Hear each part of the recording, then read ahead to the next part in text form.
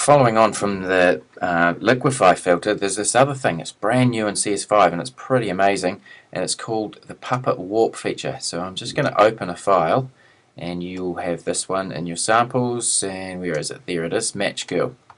And I'm just going to open that up. Now this is a picture that's actually been done in Illustrator first of all, and then brought through to Photoshop here. And what we're going to do is use this new feature to actually make this image change.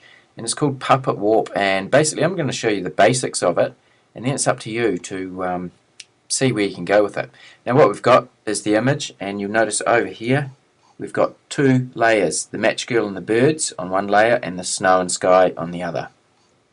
That means that if I get my move tool, which is V on my keyboard, they all move together, so they're all in the same layer. They're basically the same information on that layer there.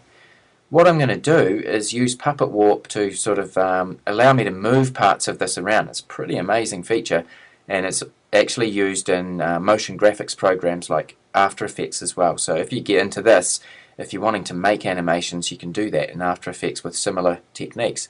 So there it is, and what we're going to do is find out where it lives. Puppet Warp is found in the Edit menu, and if you look down here, we've been in here to do transforming, but you see there it is there. Puppet Warp. What does it mean? Well, if I click that, it does this, which looks kind of weird. Now what that is the mesh that has been loaded onto each of these bits and pieces on the layer. And when you're looking at that, there's a lot of information up here that you need to know about. One of them is the expansion. So the expansion means how much this mesh sort of affects the imagery that it's on.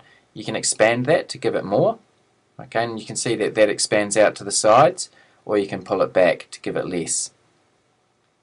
Okay, and you can actually change the density of that. We'll just leave it on normal, and again, once you have a go at this, play with it and see what you come up with. And if that is disturbing, which I find it disturbing, you can turn it off. So we'll turn the mesh off. I'll zoom back out. Now we're in Puppet Warp mode, and we don't know what's going on here. So what we need to do is actually start putting pins in there. So we're in Puppet Warp mode. So there's one pin, there's another pin, and there's another one there. And I'm going to click another one for the head. I'm going to come down here to the sort of hip area. I might put a couple in here and a couple down the legs, like that. Okay, so I've just gone pin, pin, pin, pin.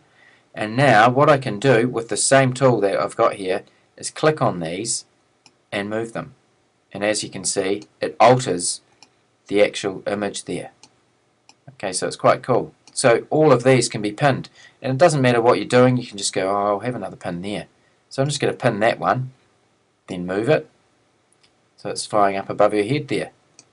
Which means if I come to this one, for her to be looking at that, I need to make it rotate. So what I'm going to do, and this is the trick, is hold down the Option key while you're on it, and you can see you get the rotate. And I can rotate her head around, just like that. Now just try and imagine this with working with pictures of people. You could probably do some quite interesting stuff. Okay, another thing that we can do there is select multiple pins. So I'm going to select that one, hold down Shift, and select the next one. And that means I can move both at once. And there is a bit of stretching going on, because Photoshop's not entirely magic, but as you can see, you can actually get some quite significant differences there. So I'll click there, drag that down so she can drop her, whatever that thing's called. Click over here, she can move her hips around, she could do a wee dance. Look at that. Knees, move them backwards and forwards. And that one there. Now if I'd only put one pin in there, it would move the whole thing around. So I've tried to strategically sort of place these pins so that it's only going to affect the areas that I want. And like I said, you can click, hold down the Option key, and it will give you a little rotate. Okay, so you can see that little foot rotating there. It's all pretty amazing stuff. And just imagine this also on text. Imagine if you did that on text, you'd get some quite interesting results as well. Okay, so Puppet Warp, pretty easy to use once you know how to do it.